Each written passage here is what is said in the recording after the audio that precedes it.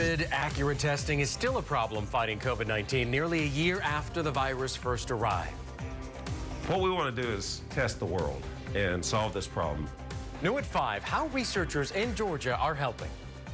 This afternoon, a local tech startup is trying to solve one of the biggest frustrations we're finding with coronavirus, and that is figuring out who has the virus and who doesn't.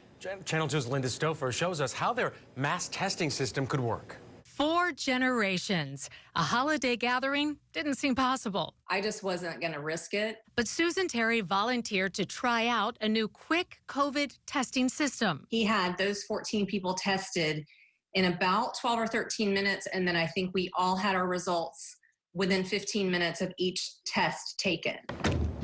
And this new kit is what an Atlanta tech startup hopes will set them apart. Literally, in 3 or 4 hours, test 40,000 people. Ken Dunwody says Apollo Medco is doing final checks on their connected scanner and software portal. Open up businesses, open up factories, get people's life back to normalcy. That's our goal. That's why I started the company. They showed me how they want it to work. First, swabs for a rapid antigen test. Each sample is timed and scanned.